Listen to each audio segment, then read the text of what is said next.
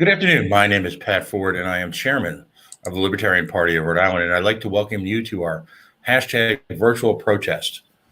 This afternoon, we're going to discuss an entire body of issues surrounding both the arrival of the COVID-19 crisis, issues surrounding our ability and our preparedness to respond to the COVID-19 crisis, with an emphasis on civil liberties, free market restrictions,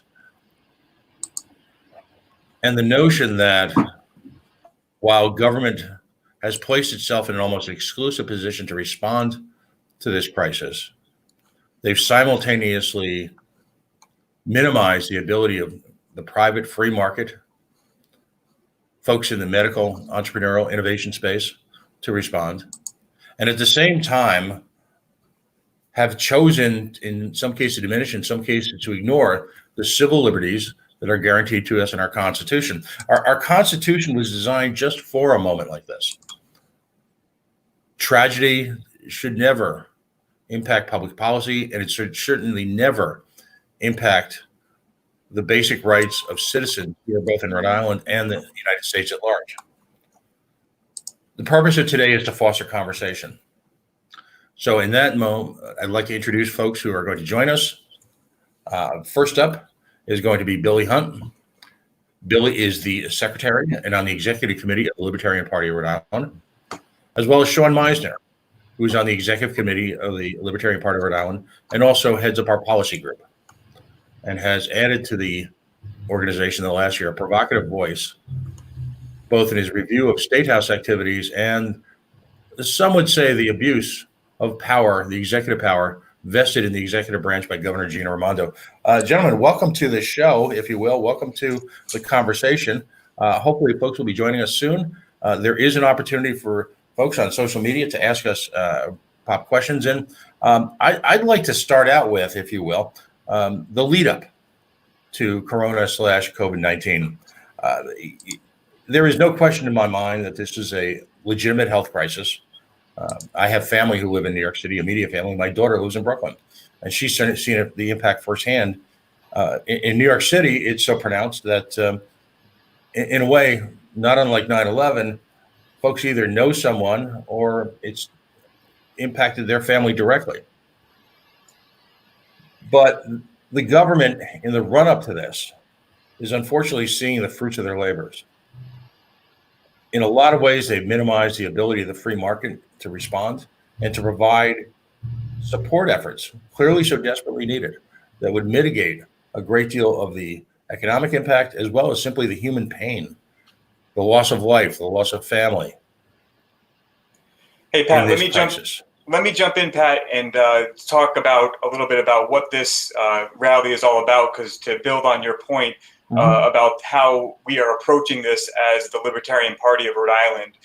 It's not to say that we are here saying that the crisis and the virus is not a serious threat. We're all showing ourselves to protest virtually as a way to show support while also showing the respect that the virus deserves and the health crisis that it is, and to protect ourselves and our neighbors. But I think the important point that we're trying to get across is that restricting others' First Amendment rights to go out and protest what they see as a oppressive and authoritarian government should not be something that's restricted.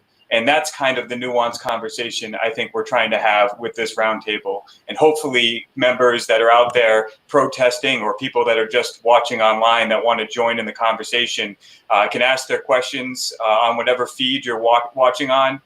You can go ahead and use the hashtag principled protest to follow along.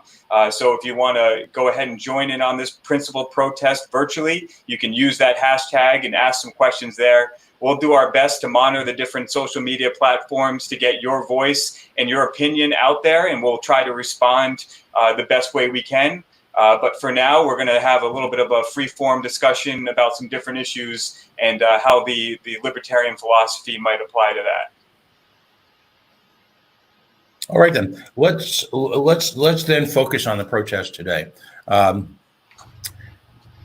There have been attempts by the state routinely, whether it be through social media, through on a local basis, for people to to limit people's free egress, free transportation, free movement.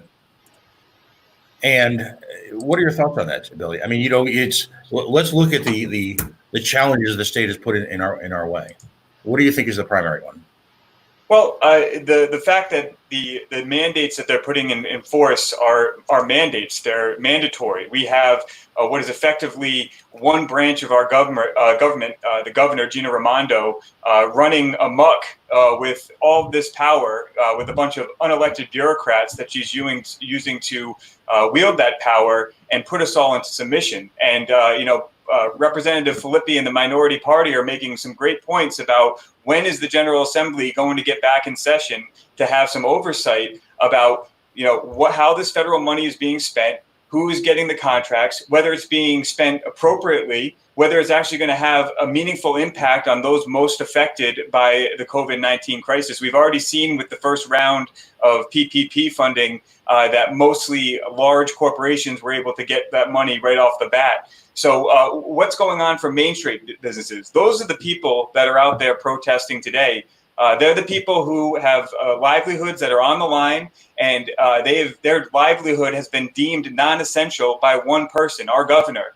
And now she's telling them to, quote unquote, knock it off and to not go out and exercise their First Amendment rights. I don't think that's right. I think this has bigger issues than the virus itself. I think that we need to focus on, what it is that they're going to do with this pandemic and what liberties are they going to steal from us in the future. If they can suspend our right to protest just because of a virus that's out there right now, and again, I'm not trying to downplay the virus whatsoever. I'm actually in a position where I can't go out and protest in person. But to say that we can't support those people who want to express their opinion and how they feel about it is complete nonsense and is something that needs to be talked about and needs to be examined, and we need to hold our government accountable. So, Sean, break us out for the government's reaction in general. And so far, it's been to take the federal largesse that was pointed our way that ultimately will be have to pay back by the citizens, and to use it on a whole host of government facilities in terms of quote unquote renting them for hospitals, seemingly without any sort of plan, while at the same time you're seeing small businesses being executed literally as we speak. What are your thoughts on that? I think that the state needs to tread really carefully here, and why I say this is because we've been on a downward slope to begin with in terms of state activity. And what I mean by that is a lot of the budgetary issues that we've been seeing. We already started the session off $200 million with a deficit, right? So we weren't prepared for a situation like this. As we progress through this, we found, and the treasurer has announced that Rhode Island was projecting a negative cash flow for the first time, right? So there's a lot of spending in such a short period of time that's gone seemingly unchecked. When you had the legislative essentially shut down, and I think Billy will get to some of those points as well. But what we need to focus on is where is this type of money and funds going? I'm more interested in the recovery aspect of this. No one is downplaying COVID-19. It is very serious. I believe it's on the individual to make the appropriate decision and choice what's best for providing for their family. Relative to the state, they've just been spending so much money and it's been going unchecked. It's a hard issue. You have to give people credit, and there are a lot of good people, especially in the healthcare industry, that are really trying to quell some of this. But the state is on a really bad path. They enacted for the first time an emergency budget fund committee to go ahead and borrow another $300 million in this. The issue that we find with that is there are some strings attached to that, right? So that money has to be paid back by the next session. So it's a compounding issue. They're worried about the short term. I'm worried about the long term effects in the state of Rhode Island from this. Hey, Billy, the state at the onset of this crisis, and I think that what is so stunning is that we weren't even in a position fiscally to survive a month, a few weeks. At the onset of this, the state had to go to short-term money markets and borrow money at ostensibly a much higher cost. What does that say to the management skills of the state and the preparedness for just such an economic downturn? Well, the government has failed us utterly. They had the perfect opportunity to run the game plan that the Rhode Island Emergency Management Agency that we hire them for. Every emergency that's going to hit our town is not just going to be climate related. As the ideologues will try to tell you. There's obviously pandemics that were talked about, and recently when we had the mitigation plan updated by the state, they went ahead and reviewed the policy of what a medium case pandemic would be based upon CDC guidelines. And if you compare what we're going through right now compared to what the medium case pandemic is, we are right on track. This is not, as much as this is a pandemic and this is a huge hit to the government and to us, our revenue streams and everything like that. This is not something that was out of the realm of possibility and knowing about what's happening and what could possibly happen as a result of this pandemic. And we have put our faith in the government to take care of us in this type of situation, to have the capacity in place, to have the rainy day funds, to have the planning in place to respond to something like this. And what you've seen is that there was no plan. Nothing was followed. They were all a bunch of knee-jerk reactions. Directives changed from a day-to-day, a month-to-month basis. And the question needs to be asked, should we put more of our faith in the government and give them more of our money and grow the size of the government? Because when all this is over, there's just going to be a bigger department. There's going to be more bureaucracies going on, and there's going to be more people that are going to be dependent upon the government. When are we going to cut that back so that when we have a crisis like this, it's not a huge house of cards that comes crumbling down. It's a small government that allows the free markets to respond to these pandemics in the most efficient way possible. I mean, Sean, we're just coming off of, in many ways, arguably a combination of a bull stock market, an economic boom that was protracted and healthy around the nation. Yet, to Billy's point, we find ourselves within days, not even weeks, months, years, within days of the announcement of the crisis, even before its physical onset, to be in a virtual state of financial collapse. And what's remarkably absent from the daily briefing is the litany of statistics, which I guess is supposed to be an example of leadership, because people look very stern when they deliver those statistics. Again, is any sort of plan. Are you surprised at the lack of transparency in terms of the big numbers and the big picture here at the state level? No, absolutely not. And I think it's because it's going to be a really convenient excuse for, why we have these shortfalls, and what the citizens of Rhode Island need to ask themselves: are they getting that return on the investment, from these tax dollars? And if we're able to go through that much money just for someone to say, knock it off, stay at home, right? What are we paying for at the end of the day? We're going to be having a great deal of debt. And what I see the return on right now is, there's excessive quarantine. So what in essence are we paying for, right? So there's a rally going on today, in defense of this, and I want to bring back to the point that the quarantine is targeted at people that are sick, right? And it's incumbent on the individual to have safeguards for things like that. But there's a fine line between quarantine and tyranny.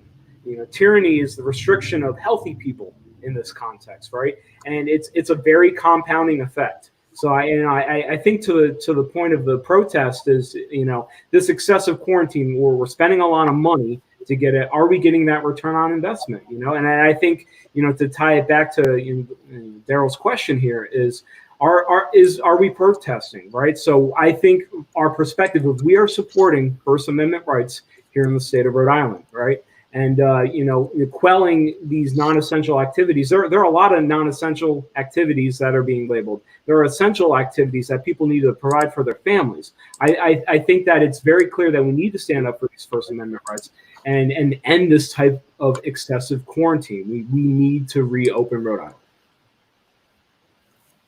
The question from Alan Hale Jr., hashtag principal protest. And by the way, that is the hashtag. Thank you for using that. What second and the third effect fallouts will come from closing schools for the rest of the school year? Parents, mental health, et cetera. Billy, what are your thoughts? Well, that's the intangible that nobody can really tell us, can we? Right. That's, there's there's an element, Billy, I would say, of ready, shoot, aim in the government's response to just about everything. And that strikes me, as Mr. Hale points out, as an excellent example of that. The announcements are made, prognostications are put forward, but with little conversation from the state about the underlying nature, what analysis was made, why they're making the decision. To the point, Sean, you've got these daily press conferences, which I personally take great umbrage at. You're an individual who will sit through these, perform an analysis. What type of information are you actually being given in these press conferences? Well, they are providing, updates. I think transparency is key in all of this, but it's all on how you're putting the message out there. People are looking to see when we're going to reopen the state. You've got, public schools are closed right now. Parents are trying to react to those types of things. You have to think, is there any value add in that? Does it show kind of, how the public education system is being handled right now? Rhode Island, unfortunately, has a bad track record of the administration of public schools and things like that. Now parents are bearing those burdens, right? And I just fear that, you're going to see these trends in budgets for the next year. When you have these public schools that are closed, property taxes are going to increase, spending is going to increase in order to cope with these types of things. I'm really concerned about the fact that we're doing a lot of excessive spending and Rhode Islanders aren't getting the return on investment out of this. I don't know if anyone is with this level of excessive quarantine that's going on, if it's doing us any good. It's an interesting point, Billy. I love your reflection on this. It's been pointed out that on the educational system, one individual points out that it's been a drop off of a cliff for special needs students. Again, is there any statewide conversation? I mean, my frustration, guys, is that we're being fed a series of daily statistics without really any underlying thought for the really important issues. No conversation being held for the important issues. And that is, what's the plan and why are we arriving at these conclusions, and why then the natural extension is, are we restricting the free movement and the rights of individuals who are healthy? So, again, is there any there, Billy? Do you understand, as someone who is involved intimately in the process, do you understand why the state's making these decisions at all, as someone who pays attention? Well, it doesn't seem to be a lot of rhyme and reason to be making the decisions, except basically by the whims of the governor herself. Like I said, it goes back to the lack of oversight, that the General Assembly is not there meeting and taking a look at what's going on and making the decisions, or at least having the oversight so they can make amendments to the executive orders to make sure that people are getting the help that they need and that these dollars are being directed in the right place. Sean, your thoughts. I'd like to address that, but I want to link it back to this question here, right, from Rob, and I think it's a great segue into of some of the restrictions that the government's putting in place, and it's having these secondary effects. We're closing schools, to this point, a rise in the abuse of children, right? Gina Raimondo came out and put a stance, and they're looking to formulate some sort of approach to the increase in domestic violence and things like that. Things that we need to tread carefully on, and the compounding effect of it is the government is restricting people into the confines of their home. I believe that we should work towards solutions to reopen the state. These adverse effects are in direct relation of what the government is imposing on us. We need to come up with a smart way to move forward and let people out of their houses. It gets into things from where unnecessary government regulations. We have people that can't go buy seeds right now. They closed garden centers, and which impacted a lot of small businesses around the state of Rhode Island. And then, because that wasn't fair, they restricted it to the only other box stores that are open. Right. So we need to smartly decide how to contain things. Is there value add right? Are we getting any value add walking by the stack of seeds in Walmart and not being able to buy them? No, absolutely not. So I think we need to carefully figure out, the right way to approach this. And I don't think it's through these types of restrictions, right? I think it is incumbent on the individual to find the safest way to provide for their families. And that's another compounding side effect that we're seeing here. Another trend is we're seeing a lot of unemployment claims and benefits claims in the state of Rhode Island. Those weren't forecasted either. And we're in the first few weeks of the pandemic, we've seen our costs dramatically go up. We don't know what we're spending it on, and we can't see a quantifiable return on investment. So I fear that we really need to take a closer look at this. We need to open up the legislation again, so that at least there's somebody that can keep the executive branch in check. Judicial and legislation, they're at home right now. To your point, on a very simple level, it also questions the actual performance of day-to-day government operations. First of all, we are the ultimate border state, so many of us in Rhode Island work in Massachusetts. And I work in Massachusetts, and I've been laid off from my job, furloughed as they call it now. I had my unemployment approved within literally 15 or 20 minutes of my submission, and I had actually money in the bank, if you will, within 4 days. There are cases all over the state of Rhode Island where, much like 6 or 7 years ago when they went through a similar iteration for far less dramatic circumstances, they seem incapable of providing basic goods and services, which, by the way, have been largely paid for by employers, and as a direct end result, employees incapable of providing goods and services.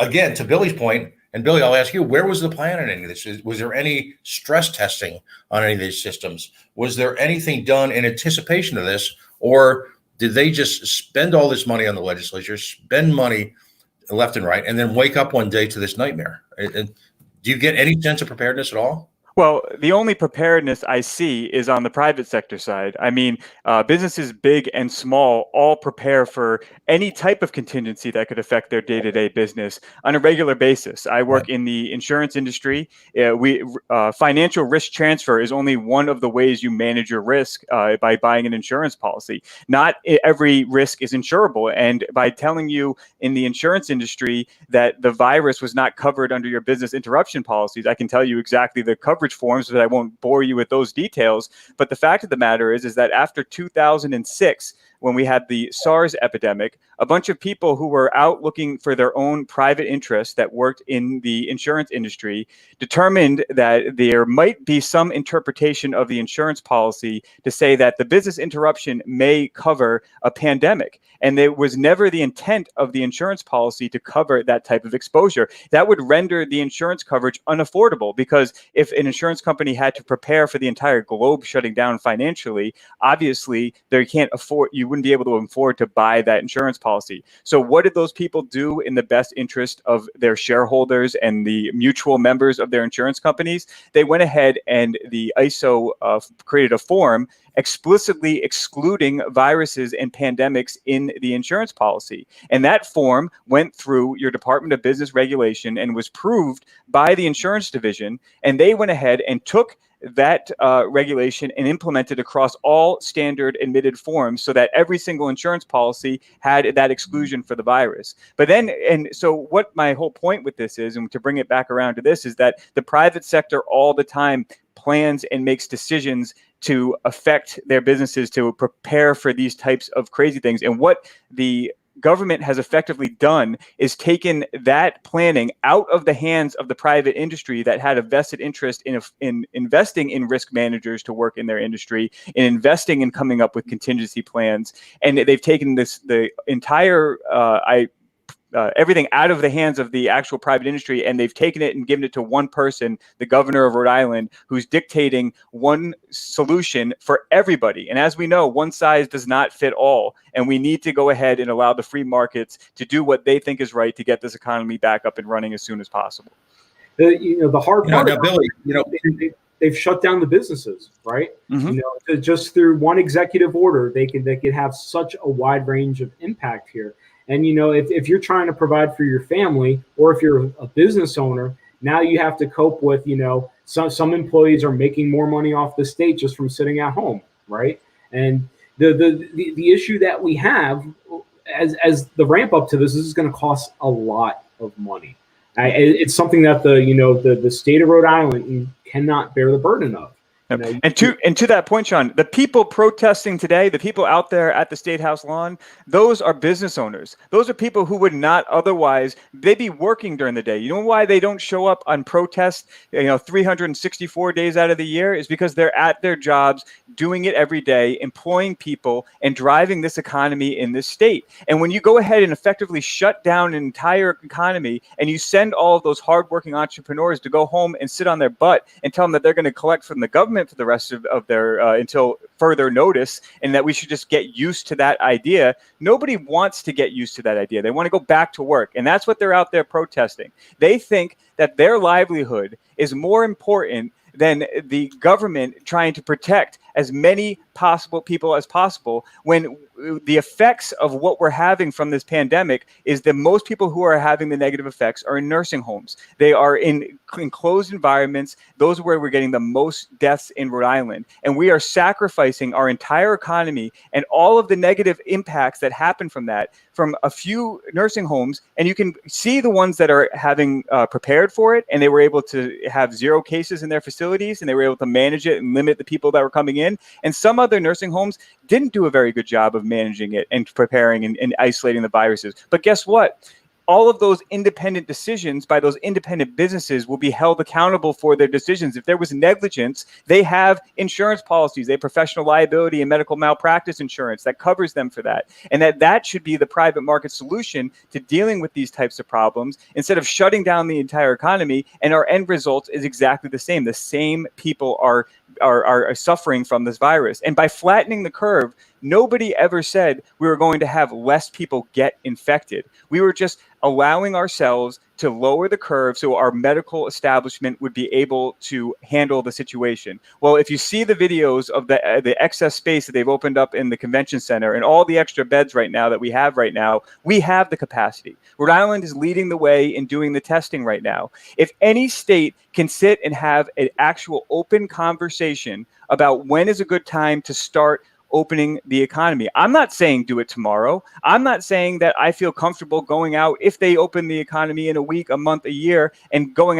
back about my life as I normally would. What I'm saying is we need to start having the conversation, and we need to stop demonizing the people who actually ask the pointed questions, and just don't assume that we're going to sit here on our butts and wait until somebody of authority like the governor tells us that it's time to get back to work. I think it's time to get back to work when the people who have the jobs and have their butts on the line, they have their finances on the line, when they say it's ready to go back and they're willing to put the right procedures in place to protect themselves and their customers, that's when we need to go back to work, and let each business make that decision for themselves.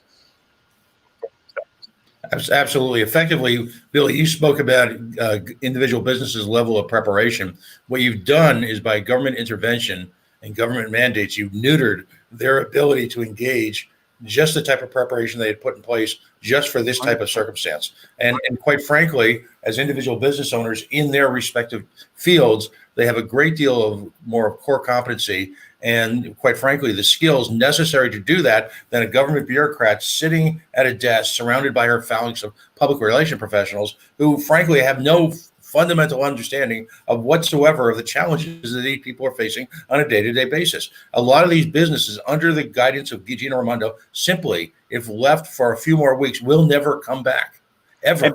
And to that point, what was the libertarian philosophy? What is our philosophy about businesses being allowed to choose who they provide services to, whether we're going to bake the cake, whether we're going to do all these other things? It's part of the free market to decide who you want to do transactions with. So if you want to only accept credit cards because you feel cash is a danger to you during this pandemic, that should be allowed. If you want to limit your business hours and do things, you should be able to do what you want to do and stop having the government regulations and restrictions stifle the economy and stifle the reopening of everything in a safe way, because we have all these bureaucrats that are out there enforcing regulations that failed to keep us safe to begin with. It's ridiculous. Both the burden, the responsibilities, and as a result, the opportunities of opening a business in a true free market are ultimately tied to the owner and their investors. As a result, no one else will rescue them when it comes time to face that challenge. They should be left to their own account, to their own decision, their own personal freedoms, as guaranteed under the Constitution, to make that decision for themselves. And in doing so, typically do not operate out in a motive to harm the consumer, to harm anyone. Simply, they are looking to continue to create wealth. Individual businesses create wealth. Government ultimately denies it. We need to understand, and maybe we need an economics intervention in the state and a freedom intervention to force government to understand what their own real roles should be. They are not our overlords. They are not our king. And it brings up the question too. The legislature. Now, we have a legislature in this state, Billy and in Sean, that is famously controlling, and particularly over the last few years have interjected themselves into areas they've traditionally stood apart from, education being one example. Why suddenly this deathbed conversion to anointing, if you will, a king in the form of Gina Raimondo? And is it fear? Is it irresponsibility? Is it lack of leadership? Where is, find a milk carton and put on it, our legislature, because they're seemingly have disappeared from the face of the earth. What do you guys think? Right. So I think some of it has to do with fear, right? And, people are scared. I mean, this is, I don't want to downplay this. COVID-19 is a serious issue. As we can see in the stream here, people are upset. They need to live their lives. Let me kind of phrase from the libertarian perspective here. We believe that respect for the individual rights is an essential precondition for a free and prosperous world, right? Government force, fraud, these types of things, these barriers that we have here. The only way that we can get through some of these is through peace and prosperity. And the government is doing right now, as we can see, a very poor job of letting us do this. And everyone is accepting of that in this state, right? It's not on the basic principles or policy. We need to be sovereign over our own lives here, and we can't sacrifice these types of values, these freedoms, for the benefit of others. I think we need to caution a little bit with some of this government intervention that we're seeing here. Shutting down the legislative is not the answer. In fact, that's supposed to be one of our checks into ensuring that situations like this do not happen. So when we have the executive going out and issuing executive order after order on the basis of inputs from, her inner circle and lobbyists, we really have to question what the intent of some of these things are, and if they're setting up to, open up and establish a bigger government. The problem that we have with the machine that we have here in Rhode Island is that people are okay with that, and a lot of it comes down to accountability of our elected officials here. I'm personally surprised there isn't more of an outcry to get these people back. Yeah, and if you watch the stream right here, what is so terrible about what is happening right now? I see a bunch of people that are spaced out. They're practicing pretty good social distancing. You see a bunch of nurses who apparently are counter-protesting the protest. And you know what? I support their right to do that well if they want to make a stand against it. And, they're in scrubs standing 6 feet apart. I think they all have a voice that they deserve to be heard any way that they think is going to be effective. And just by the nature of us sitting here and talking about it shows that, they've accomplished their goal, that they're having an open dialogue. And that's what this country was built upon, is talking about what it is that makes us free. What is it that is our rights? What is that we will willing to hand over to the government for just a little bit of safety, and what does that mean for future generations down the line and their ability to have the same freedoms that you enjoy today? It's really the question that we're asking right now. And when we walk away from this crisis, and we will survive this as a community because of the way that the community has reached out to itself to support itself, not the government. The first thing I believe we need to do is reassess the role of the governor and what rights she has or presumes to have in a situation like this. We've seen a governor who is willing to try and float just about any trial balloon or any initiative whatsoever, waiting, if you will, to see if her hands get slapped. I mean, look at, in these United States, We were the first. We were the in the nation to literally institute a border, despite constitutional protections to the contrary. And we were witness to folks being stopped, people who are property owners here in the state of Rhode Island, being pulled over, questioned, repeatedly questioned at their home, until you had, amazingly enough, police chiefs like Block Island who said enough. We these folks' motivations are good. They own property here. They pay taxes. And what does the governor have any right whatsoever to interfere with the peaceful use of privately owned property? Let me put that out to both of you. No, so I mean the government doesn't have that right. It comes back to a lot of the fallacies when it comes to things of individualism and private ownership of what you can and can't do. I have to consistently pay property taxes, right? So do I own that at the end of the day? But I think that it is incumbent on the individual to make the right selections here. And I think the paradigm shift needs to happen to that. I do not think that, but by the signing of an executive order that people should be restricted. And we can see that through the excessive quarantine here, the excessive stay at home that's hindering the things that people just want to go to work, and people aren't able to carry out those basic things. Now, I argue that, a lot of our essential workers, especially in healthcare right now, people are working hard, people are working overtime. Those types of things need to be taken into consideration, but I argue that any other worker is just as essential, right? What's essential to the individual? What's essential is being able to provide, a good quality of life for their family. And to that point, people are being restricted from being open to do that, and that's where that fine line that people are upset about. People are protesting this because there is a very fine line between quarantine and tyranny here. Rob Burton is. We got a bunch of people weighing in it, and we certainly appreciate that. I think we might have missed Rob Burton, but it's pretty simple planning. Each business, as well as the government, should go through the what ifs and identify potential issues that may come up during going back to the new normal. But during the planning process, you will find opportunities. Of course, he's absolutely right. But notice that Rob is implying there is a partnership between the dreaded private sector and government. Well, Pat, and that's the type of relationship that exists.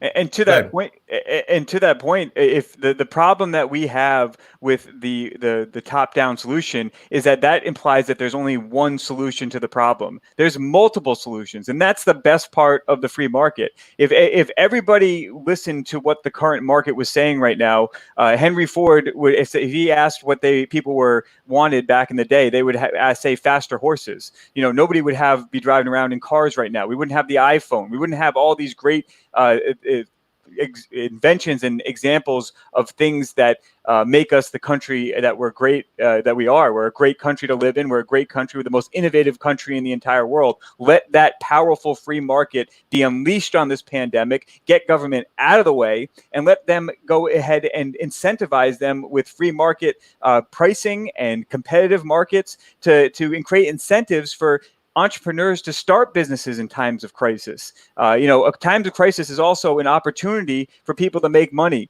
And if we reduce the barriers and make it a lot easier for people to open businesses, that's the faster we're going to get back to normal. And that's the faster we're going to be able to respond to future pandemics like this with those free market principles. Billy, let me give you an example. And I'd love both your reactions to this. And actually, anyone who's listening, please feel free to weigh in. In my initial remarks, I was talking about ways that government had gotten in the way of, as you just pointed out, businesses that might have mitigated the results of this terrible illness. And to that end, urgent care centers. In Massachusetts, there's a network of privately owned urgent care centers that, at their own risk, have been stocking and have had access to testing.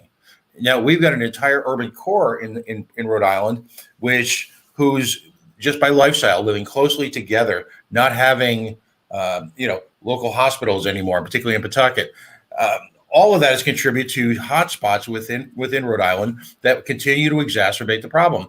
If, in fact, government had simply gotten out of the way and allowed urgent care centers to open up across the state as they exist in Massachusetts, who could have performed testing, that would have given us an additional tool in mitigating the impacts of this economically. we would have been that one step closer to having the type of level of testing that we need so desperately. But no, government wanted to control and needs to control, engage in central planning for the markets. And as a result, people are dying, people are suffering. And who eventually came up with the testing? Ahead, it was CVS that came up with the testing and implemented it. And we benefited by the fact that we've thrown millions and millions of tax dollars at them to keep them here in the state of Rhode Island. And hindsight would say, God bless that, because we get to have the benefit of their free market to go ahead and help us bail us out of this situation. But the truth of the matter is it's not the government that's coming up with the testing. It's not the government that's innovating. They're going ahead and partnering with their select businesses that they decide are best equipped but based upon who these politicians, these imperfect elected officials are choosing to partner with, instead of just opening it up to the free market and letting everybody a shot at it to come up with the most creative and efficient and cost-effective solution. So let's weigh in the very way that we had. Oh, sorry, Pat. No, I was just saying, the very way that we had a space race, that we should be opening the market and having a full-blown COVID race, a race to the top, a race to innovation, whether it be in providing a cure, or providing a vaccine, or providing some of the tools that people can use in their everyday lives to again, protect themselves if they make their own personal decision to go out and reopen their businesses. That's what we should be encouraging, not this sort of government-managed artificial marketplace. Yep. Sean, I'm sorry, I cut you off there. No, it's good. I just wanted to get to this next question on the screen. So, what successes are you having with convincing others on the left and the right of the economic severity of the shutdown? How it will be a cost of life. So I think that, I think this protest right now, just based on the tempo of it and the types of people, this doesn't come down to necessarily a left or a right thing, right? There are people, there are Rhode Islanders that just want to get back to work and try to achieve as much normalcy as they can, during this situation. Yeah, I argue it's not as hard to convince left or right. People are looking for a home. I think people are frustrated at this whole situation, and the problem, especially in Rhode Island, is there's literally no one to turn to when you get to that. If you speak out relative to the quarantine, you're viewed as a bad person. But really, everyone is trying to do their best to take care of their families and subsequently take care of their communities. And that at the grassroots level is where it needs to happen.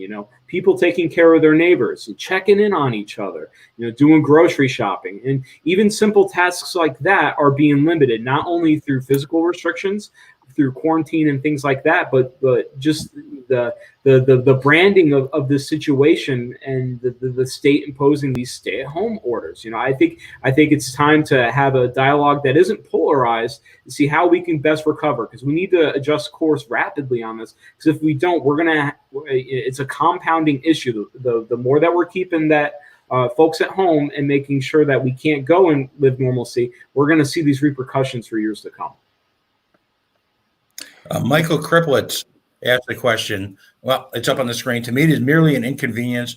I do not feel that any of my freedoms are in jeopardy. So right now, I can't do certain things I want to, and I have to wear a mask in public. So what? It's a moment in time. And then he goes on to talk about the reopening being imminent, American culture being founded on individualism.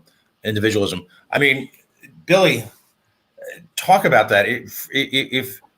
If you're fortunate enough to work for a stable company where you've been furloughed, as opposed to, say, working for a small entrepreneur who may not be able to come back, who, if you're fortunate enough to be receiving unemployment insurance, maybe through a working state government like Massachusetts, as opposed to Rhode Island, it's an inconvenience. But what if you don't? What if you are the creator of your income on a daily basis? Is it really just an inconvenience?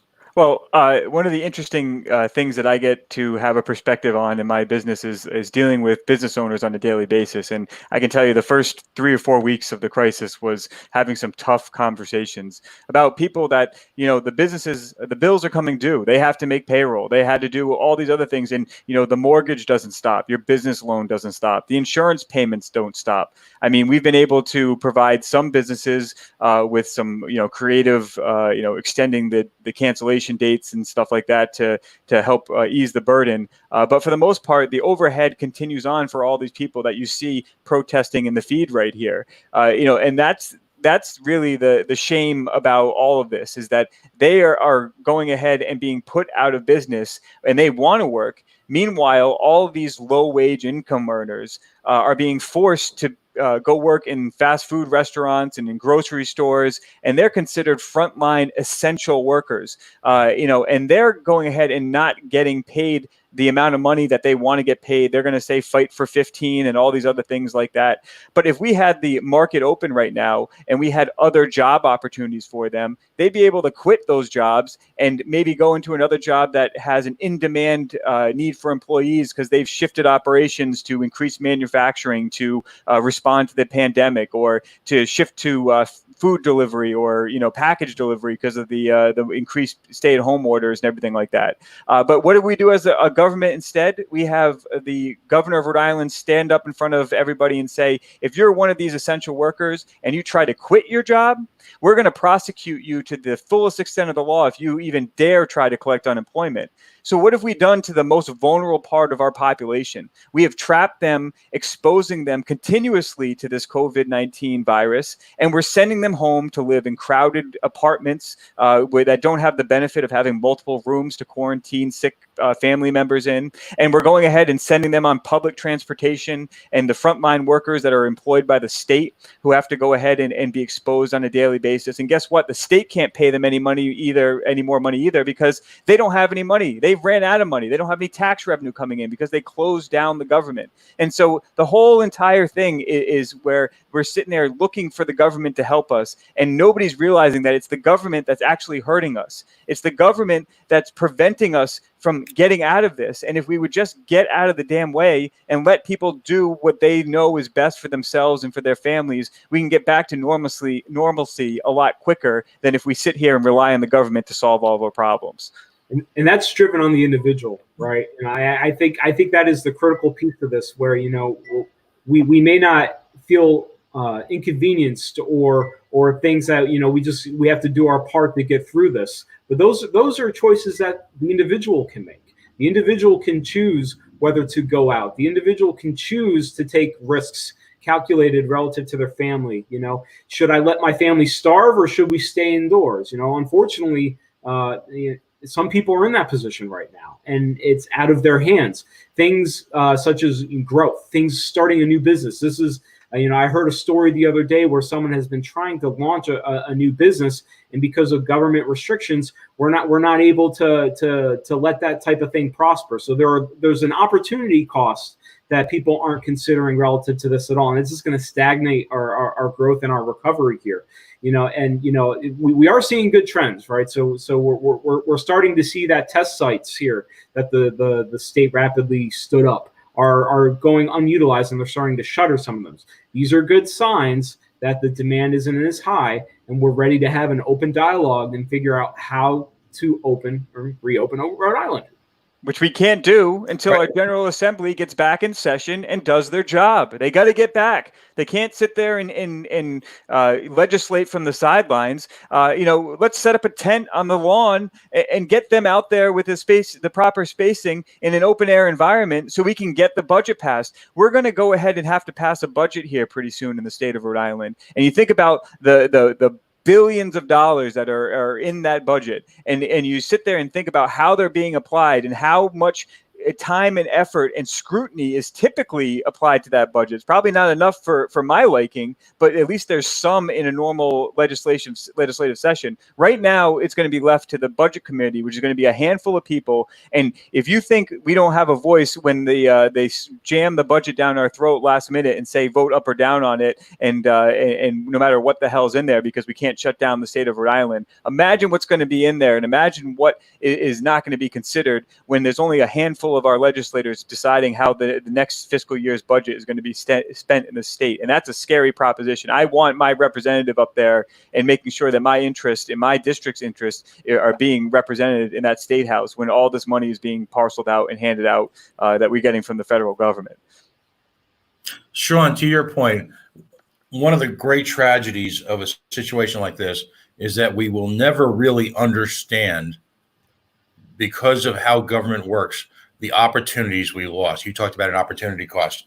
The businesses that never opened, that never got a chance to breathe, we don't record. We record the businesses that fail, and that's bad enough. But again, how much innovation, how much human capital, how much opportunity is left on the sideline because of the heavy hand of Rhode Island government. And that's what we're seeing right now. I doubt most of the businesses that close as a result of Gina Raimondo's ham-handed attempts to control the economy and to single-handedly control the government will never see the light of day. We'll never see them. We might not feel them directly because they may not be in our community, but the human cost is incalculable because of what Gina Raimondo is doing here right now. And Billy, to your point, I can't imagine what the General Assembly is thinking other than that they're using, once again, never missing an opportunity to use a good crisis to effectively railroad a middle-of-the-night budget, which will have an incredible amount of largesse. It'll be all labeled and, it'll all be hidden away because this is for the crisis. It's for the crisis. It's for the children.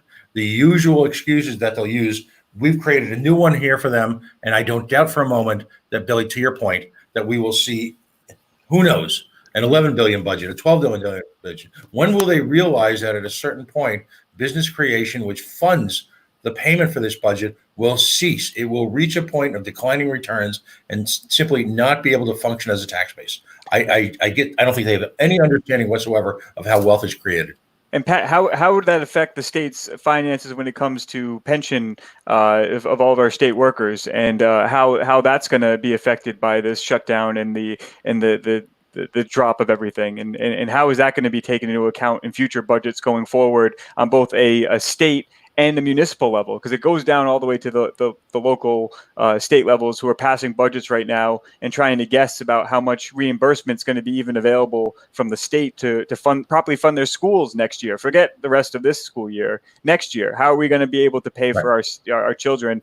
And what additional funds are going to be necessary to provide safety for our children when they go back to school, to make sure they're not exposed to the virus when we inevitably get a second wave or a third wave before we are able to develop a vaccine for it. And that's the scary part, is because if we leave it in the hands of the government, it's just going to be very expensive and a very ineffective solution, in my opinion. Absolutely. Right. To your point, there's been no conversation whatsoever about some of the arguably the worst pension systems in America. And I'm talking about the city of Providence, who before this, even at the height of the bull market, was grotesquely underfunded. One of the conversations that should be taking place at these press conferences is what is the burn rate in the city of Providence for both OPED and pensions, and are they going to receive a liquidity crisis in their ability to continue payments? I mean, that's the type of conversation we should be having, not the endless reminders about hand washing. But no, we don't have that. So what you've got is a recipe for disaster. And by the way, public health experts are pointing to an emerging second wave that typically handles a pandemic. So we could be looking at a repeat of this. Will we learn from these type of mistakes that we've made this time? Will there be a conversation between Rhode Island government and Rhode Island citizens and Rhode Island business owners? And will we actually just repeat? Is this are we going to repeat these problems and these approaches in January or February? Well, that's a good point, Pat. Are we going to repeat those same mistakes in November when the election time comes? And that's a good time to kind of transition and do the shameless plug to visit lpri.us/reopen Rhode Island and get involved with the Libertarian Party of Rhode Island, so that this voice of reason and this dialogue and this a lot of what I've been seeing right now in a lot of the discussion and debate groups are people arguing two sides of this virus, and it's drawn particularly on party lines. And instead of having an open and honest dialogue like we're trying to do here, and talking about the things that are important to keep us safe and to keep our economy and our livelihoods and everybody as best off as they possibly can be, we're getting into vicious attacks and focusing on, whether or not the president said he's going to inject someone with Lysol or, something ridiculous like that. And we need to stop the madness. We need to stop the partisanship. We need to stop the identity and rooting for the identity politics, rooting for the laundry, whatever team that you're on, and go ahead and start looking at things a little bit differently and opening your mind to other people's perspectives, and have empathy for the experiences that other people like these business owners are going through. And if you find yourself in that same boat where you're kind of questioning what's going on right now, and you're not very happy with the way the shutdown's been running, and you're saying, well, first they told us not to wear masks, and now they're telling us to wear masks, and we're supposed to be social distancing, but every time I go to the grocery store, I can't find what I need, so I have to go back to the grocery store 5 different times to see if they have toilet paper or paper towels, and that kind of defeats the whole point of only taking one trip to the store in the first place. It all seems kind of crazy and outrageous to you. Go to lpri.us/reopen Rhode Island. Like our page, like our Facebook page, like our Twitter, like our YouTube channel. Get involved with the party. Join the party. It's $40 for the year. You're going to go ahead and be involved with some great conversation. You're going to have some big impact on the state of Rhode Island. Because let me tell you, when we're dealing with a one-party rule of the Democratic Party up there, unless you're a political insider, unless you're on the team, on the Democratic team, you're going to have zero voice in this state. And it's being shown every single day with the progressive movement in the state being stomped down every chance that they get, and how any type of political dissent in the status quo of the state house is just completely squashed. So if you want to fight against that, and you want to help us fight against the status quo and fight against this out of control government that's overspending and taxing us too high and putting good businesses out of business, come join us, come follow us, learn about our message. I'm sure that you'll agree with 90% of what we have to say, and we can work on you for the other 10% for sure. Billy, so much of being a libertarian is really just is part of ordinary life. If you believe that government should not have an oppressive role in a moment like this, and that individual freedom should be respected, individual choices should be made, people should engage in self-ownership, that's common sense. If you don't want the government involved in your private life, that's common sense. If you see a government that is grotesquely overspending during difficult financial times, that's common sense. When you take away, as you put it, the rooting for laundry, what color you're wearing. In our case, it's gold, for the record. But if you take away those questions and separate it from all the outrage porn that's generated about political cultures, and again, who did this, who shot, whatever. If you take that away and simply look to your simple ownership, your simple ability to engage in self-direction, that's what being a libertarian is. There's not a lot more to it, because ultimately your decisions are made individually. You see, we respect the rights of the individual, the ultimate minority. We respect and we trust you to make your own decisions. We believe that you will, in engaging in self-interest, while at the same time, as part of our culture, not aggressing others, that you will be able to utilize your own personal talents for growth. And as a result, everyone around you will benefit and prosper. That's what being a libertarian is. It's simple self-ownership. Not a lot more to it, folks. So again, LPRI.us, a variety of choices. It's LPRI.us/reopenRI, and join us. Because ultimately, if you're listening to this, your fight is our fight. There's no self-interest here. There's no controlling interest. There's no connect. Look at a simple decision like the convention center, the amount of money that's being poured into that. If in fact there was political opposition to that, if citizens rose up and said enough, they couldn't act in such a bald-faced way. There would be retribution politically. It would be stopped. There would be enough power in the legislature to stand up to an out-of-control governor who seems to rule right now at will. Pat, you touched on the convention center. Can you explain the logic of having the state pay a quasi-state agency to rent a building that we already own, and to put federal dollars into upgrading the HVAC system, and then decide that it's a good idea to call off the audit now that all that good, nice, juicy federal money is flowing through the convention center? How do you feel about that? Yeah, at a time, again, when you've got simultaneously the Department of Labor and Training and all its attached agencies incapable of simply cutting a check to folks. When you look at that type of waste, and you look at the inability of government to function on even the most basic level, it's outrageous. It's just absolutely outrageous, and it's killing people. It's shutting down people's lives. At a time like this is when we needed a government that was functional. That's what we needed. Just perform its basic functions. Step away from the grandiose, step away from the inflated expectations, step away from the power mongering. Just perform your basic function.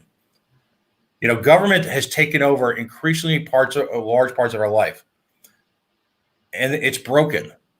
So either A, get the hell out of the way, or B, fix it, or maybe even both, because it's simply not working at really any level. And people point to us, myself, as sometimes being negative about it. This is fact. We're seeing it firsthand. When we needed government the most, not because we need government, but simply because they had taken over so many functions of our life, when we needed them to actually perform their end of the bargain, they failed. And they failed miserably. And people are suffering because of it. That's certainly not fair, is it, Billy? No, it's not at all. It's ridiculous. And part of what we are doing right now is again, trying to have that open dialogue, having that conversation. Some people are out there protesting right now, and they're expressing that right, as they should have that ability to do. And again, I want to remind everybody, if you have videos or you have any type of pictures on social media, make sure you use the hashtag principled protest, and we'll get it in our feed, and we'll try to share it up here on the screen to try to get some of the live feed in there. We were hoping to get some video of what's going on and everything. But to be honest with you, back to your point, Pat, it's time to get out of the way and stop depending on the government to solve our problems, and let the free market and let the most efficient method of solving these problems take care of it.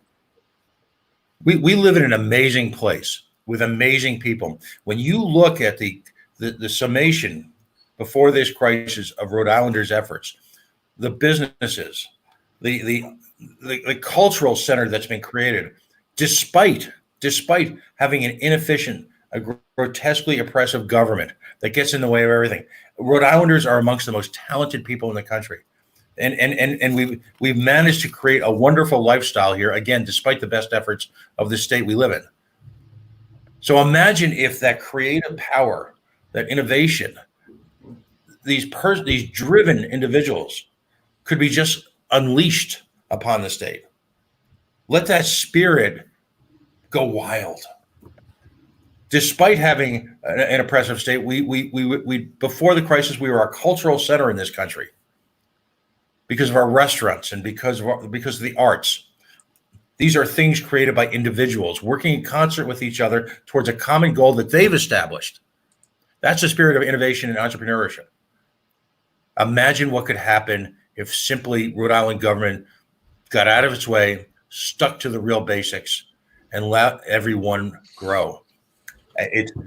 We live in a beautiful place with amazing people. It's time to take the leash off. It's time to let these people be free. I don't know. Lucia Fox, by the way, says, why can't the legislatures meet virtually? Why is it okay for legislatures to believe they can only meet face to face? And I hope I'm pronouncing some of these names properly, and I apologize if I'm not. Ethan Phoenix, hashtag think for yourself. Very well said. Yeah. Thanks, guys, for sharing your ideas and values. Thank you for listening. And listen, by the way, let me throw in a plug here. We typically have a monthly meetup. And it's typically the third Monday of the month, and we've always rotated it around the state. Woods Tavern, and we've had it in some wonderful places.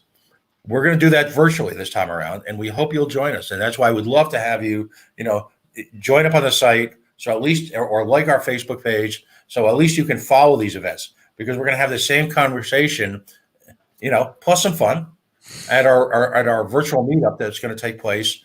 Just coming up, and we hope you'll sign up for that, because again, we're going to give you opportunities, both through comments and joining in the virtual meetup, for you to vent, because I think Rhode Islanders need to vent and grow a culture in this state of self-respect, individualism, and again, respecting the ultimate minority, which is the individual. So please take a moment to sign up for that. And it's Monday, Billy, Monday the 18th at 7:00. Right, Pat? The meetup coming up online. So again, go if you join the LPRI mailing list. You'll be notified by email of all of our upcoming events. If you keep track of LPRI's social media, where this is one of our kickoff events that we're trying to make sure that during these times of quarantine, when people are relying so much on social media and trying to keep people home and safe, we're trying to get them a different perspective and some different news other than just the new breaking news about how many cases of coronavirus have been presented by the governor today. This is some serious commentary that if you want to join our conversation, go to lpri.us/reopenri and like our social media. And again, join us on Monday the 18th for the meetup, where we will have discussion about these and plenty of other issues.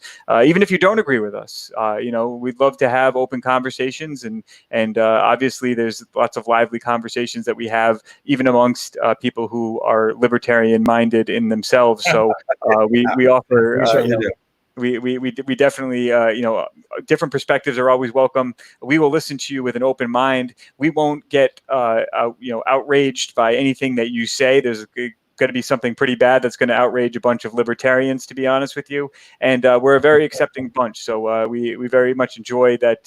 Anybody who wants to learn more, like our social media, join the party. Even if you want to just join the email list, you can do that with no financial expenditure. And again, join us on Monday the 18th and every third Monday of the month for our monthly meetups where we talk about all sorts of libertarian issues. Billy, I think it all boils down to don't hurt people and don't take their stuff, right? Mm-hmm.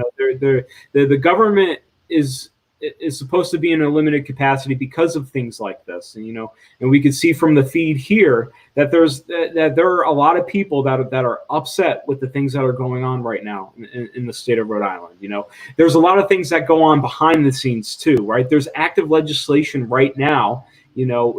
Last month, Gina Raimondo signed in the increase to minimum wage, targeting the $15 an hour by 2024. So when we try to open up the gates again, and when we try to recover, we're going to find that we're putting even more artificial barriers to entry in to be able to actually recover from this type of impact that the state actions and the pandemic have had relative to a lot of things that we're just trying to do.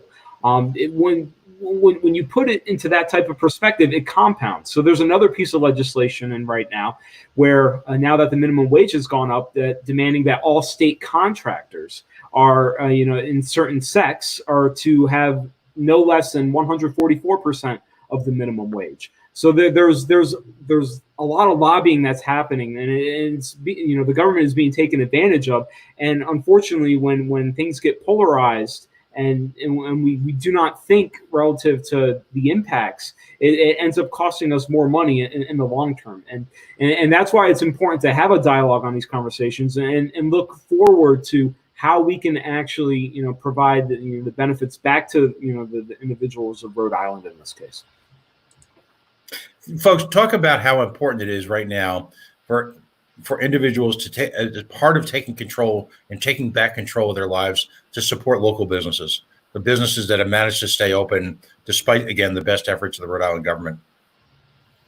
Well, it's imperative right now. I mean, if you're not supporting local business right now, what sense is it supporting local business anytime in this country? I mean, obviously, you don't want to risk your health or your safety if you are one of those people who are in a high risk group. But now's the time when you need to be out and checking in on those businesses and doing everything that you can.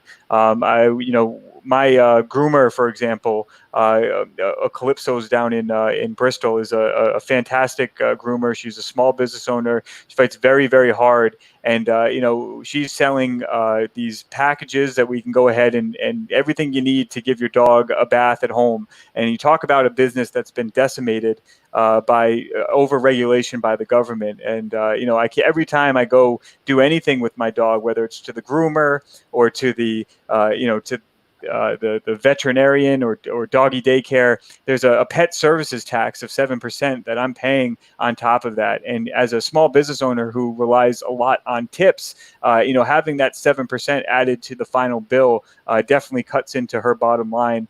So any way that you can to support local businesses and make sure that you're patronizing them during this time and showing your support any way that you possibly can. And again, if you're a small business that needs the income and you need to make those payments and you're not having difficulty navigating the complex stimulus program and everything like that, you really have no other choice but to rely on those people. So if everybody's just sitting at home and the economy shut down for a prolonged period, all of those small businesses that we've come to rely on and enjoy and is great having around won't be around anymore. And that's really what I'm scared about.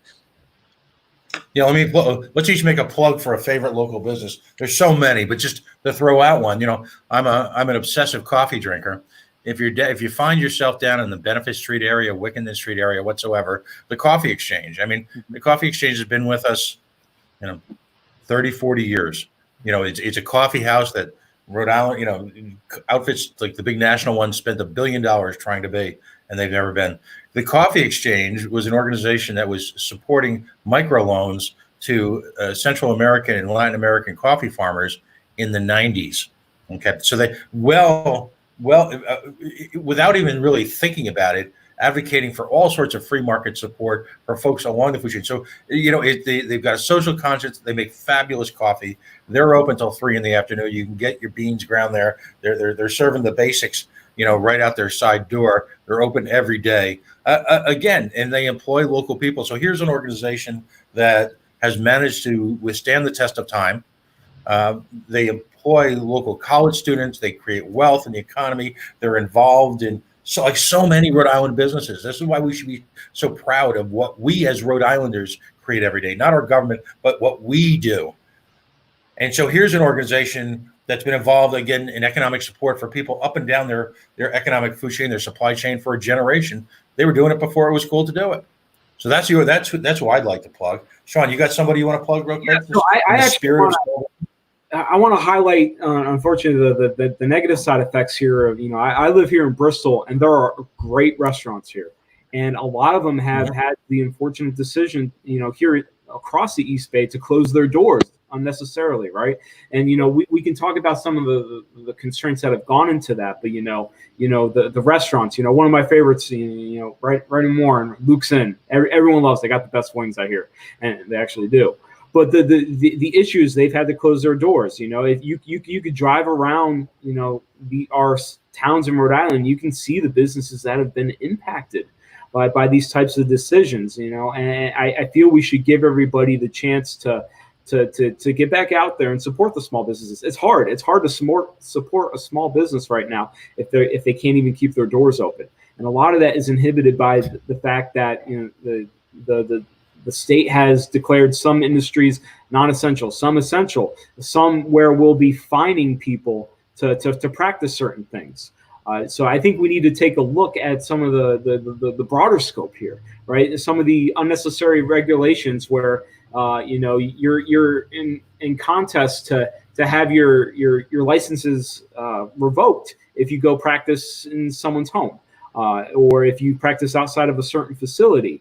And those types of things are actually harming those people that have to close their doors right now. So maybe not a shameless plug for someone, but I really think it's important to highlight the fact that a lot of people have had to close their doors, and some of these are just based on policy, right? Where you wouldn't be harming anyone if you allowed them to operate in a manner where they could cope with a pandemic.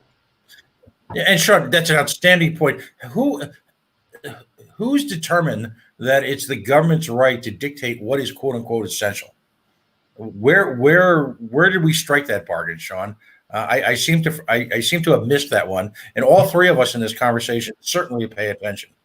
The arbitrary nature of who is essential and non-essential is a farce and a cruel hoax, because that business is essential to one very important group of people. the people who work there and the people whose livelihoods are derived from it, and the people who have invested, in some cases, generations of sweat equity into creating something unique and wonderful. And the notion that somehow this is Judy, let's do a show, and that breaking down that business means that in a few months, those folks will magically come back to create the chemistry that is that business, again, displays an arrogance and an ignorance of what's exactly involved in creating a business. Words fail me, incredibly enough, when it comes to the notion that these amazing restaurants that we have, which are a combination of so many individual talents built into a team that's almost like a symphony, that can just be broken down or restarted at a moment's notice. That's the arrogance of government. That's the ignorance of government. And that's part of the impact, Really, right? People have to shutter operations, and it's not so easy to stand back up. When we're imposing all these different restrictions, we've got to ask yourself, what is the value add? What is the return on investment that we're doing? Are there ways that we can cope with this? Can we do this? One of our earlier comments had indicated, with the legislator, if the government role is essential here, why aren't our representatives looking at different policies, looking at ways that we could try to open up things again? That should be the number one priority, is to get Rhode Islanders back to work. And we're stifling that just by having the executive go through and implement these type of measures of declaring non-essential or essential. Let the individual, let the market decide what is essential and non-essential. Let business owners be innovative in their approaches. One of the previous comments said, why can't they work virtually? I think most of the American workers, and especially those in Rhode Island, have found ways that they could work from home. Why can't our different forms of government figure out how to do that? There's a lot of cost-effective ways to go about that. There are a lot of innovations there. We can still move progression forward in times like this, because we have to. If we decide to do an all halt and stop this type of stuff, it's just going to compound the issues that we're seeing right now. Well, to the question that's shown up on the screen right now, what are the next steps for the LPRI? We're going to have this discussion, and we're going to have this discussion in a vacuum because we're going to have this discussion because the General Assembly is not having this discussion. And in absent of our representatives at the General Assembly actually having these discussions and making these decisions and being accountable to their decisions and not just obfuscating their responsibilities to the executive branch of our government, we're not going to get back to any semblance of normalcy. And we should be meeting virtually. We have I don't think it's really even that big of a necessary to meet virtually. I think there's plenty of ways that we could reconfigure the State House, or like I said, have temporary housing for the people to vote on the State House lawn, where there'd be ample room to spread out and practice good social distancing. Virtual is an option. The Libertarian Party of Rhode Island, we just had our state convention virtually. We were forced to shut down and postpone, and we were going to decide whether we're going to push it out for a few months. And with the uncertainty that's going down with the shutdown, unfortunately, we weren't able to patronize a great local restaurant that houses us usually during our meetups. But we were able to function as a political party, have our elections, vote to make changes to our bylaws, vote in a new executive committee, and all these things that are made available to us in a technological aspect. State town councils and city councils are having virtual meetings. State government, the CRMC to the DEM to everybody else is having virtual meetings. And I understand that it's important to have the in-person debate and, especially when we're passing laws and policy, but to just sit back and to do nothing and to have no plan in place to date. Right now, we are over a month into this pandemic, the hardcore part of the shutdown, where the shock of what was happening to us should be worn off. And it's time for political leaders to stand up. And if they're not willing to stand up and represent the people that they were elected to represent, the Libertarian Party of Rhode Island is going to stand up, and we're going to represent those people, and we're going to make their voice heard, and we're going to make our voices heard. And if you want to be part of that conversation, go to lpri.us/reopenri and click on all the social media, find out more, join our party, and see what you can do to help advance the cause of liberty in the state of Rhode Island. Billy, I understand that there's a big convention center downtown, and they've got a really nice new HVAC system. So what I recommend that there's plenty of space there all the time year round. Why don't we move folks from Halitosis Hall down to the convention center? We can give them 20 feet in between seats with a hoity-toity sound system. They can debate in public, by the way, in a nice big room, so we can actually see the conversations and hear the conversations in person. And there's plenty of room for folks to sit.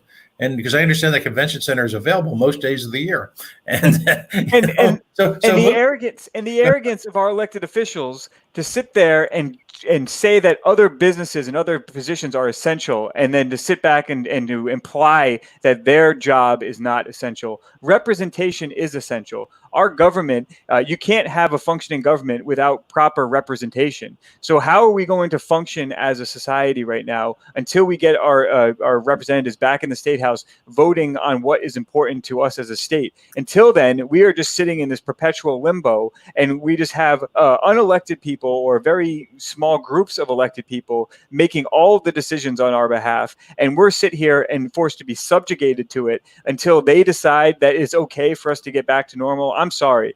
That's not the way that this government was supposed to be set up. This is supposed to go to anything that's not enumerated in the Constitution to the federal government is left up to the people first, then the states. And the only reason why we comply as people is because we voluntarily comply. And if we sit here and the most force that you're going to get pushed back for these heavy-handed mandates and to forcing businesses to shut down and to forcing people to comply with these authoritarian directives, the more pushback you're going to get from the general public. The only way that we can have the best outcome for everybody involved is to go ahead and change these mandates into voluntary suggestions. Let smart people make the decisions that's best for themselves, their businesses, and their families, and let us get back to some sense of normalcy instead of inflicting the will on the people of the state of Rhode Island. Well, thank you very much. Thank you very much. Billy, to your point, the Constitution of the state of Rhode Island is very clear that the Rhode Island General Assembly, the Senate, and the legislature, as they say, are directly responsible for determining the budget and the expenditures, as they are in most governments across the United States. It is the legislative branch that is supposed to set budgets and determine expenditures, not an out-of-control authoritarian governor who, under literally cloak of night, seems to decide who, what, when, where, because of some poorly written emergency procedures. I never thought I would hear this, but the legislature needs to assert itself. It is the foundation of the Constitution of the state. So I think it's important, and I don't want to derail the conversation, but I think it's important to, with the time we have left, to at least explore the other side of the argument, because as a party that's open to different people's ideas, Sean, what would you say to the people who say that this is a temporary moment in time and a minor inconvenience, in that our rights aren't really being challenged or taken away from us in this moment in time? So it's an interesting paradigm there, right? Where if you're welcome to, as the individual, to cope and constrain with everything, as long as you're given that opportunity to, right? Where when you're not able to elect to travel freely or associate, these are things that set a precedent. And when you apply these principles broadly, you have to think what can happen next time. When you set a precedent for the government to be able to come in and do these types of things, not only relative to that, but to be able to march on without much accountability and to figure it out at the end. This is why this is a dangerous precedent that we're setting here in Rhode Island. To those that kind of share those sentiments, just stay at home and do these things. Yes, do those things. You have the individual right to do that. As soon as someone takes away your right to be able to act like that, that's where we start to really have problems. And unfortunately, we're starting to see that. We're seeing it, on a global scale. We're seeing it at the federal level, and it's compounded even more by the state of Rhode Island here. What rights are they going to come after next? That's the question, right? So as a part of some of this stuff, we've seen that even firearm storms are deemed essential There's a however comma there, right? So we've gone ahead and we've extended the periods that we can to issue out licenses. So we've been able to restrict that. We're able to restrict what we can sell to people. We can restrict what we can, control the flow of goods to people are. So these things are starting to impact lives. You see the widespread fear of where's the toilet paper at, right? And we're shuttering operations. People don't have free access to that. There is a demand for these types of products, and people will be able to get them. In a situation like this, when the government is able to impede those types of scenarios, really have to ask the question, is it okay for them to have that level of power here? And right now, we're an executive order away from another restriction here. To Bob Carpenter's question, and it's an excellent one, and it's going to lead me to a question to you, Billy, and to you, Sean. Where are the checks and balances? How can a governor create executive orders that go against the rule of law, the right of assembly? Well, that relies, of course, on being able to, as citizens, engage in litigation against the government. But guess what, folks? Just as a coincidence, guess what's closed? The last avenue, if you will, of redress in government, of course, is the judicial branch. But the courts are closed. So unless you have the juice or the power to get a hearing, which is based on a telephone call and quite frankly, a substantial amount of legal support, your ability to challenge this is very, very limited. And here's my question for Sean and Billy. If you think about it, what's that moment in that movie Spinal Tap? We've turned the volume up to 11. Okay. So, and it's by and large being accepted by a significant part of Rhode Island that it's okay to be at 11. So if in fact the experts are correct, and I'm not an expert, but they're correct in saying that there's going to be a round 2 somewhere around December, January, do we then start at 11 again and then go up from there? If this governor remains unopposed, if this governor is able to act with impunity, if this governor is simply not challenged at even a fundamental level by the other branches of government, my fear is that she sees this as tacit approval for what type of power mongering that she's engaged in. And then we'll see how far she can take to the next level next time around. What do you guys think? It's a ratcheting effect, right? It's every time there's an event like this. You saw it happen with 9/11. You saw it happen even in natural disasters in the state of Rhode Island. Look what happened after the floods of 2010 or anything like that. You have a ratcheting up where we got to protect ourselves from the next time. We were caught flat-footed now. And so next time we're going to be more prepared. Well, guess what? That flood was a 100 or a 500-year flood.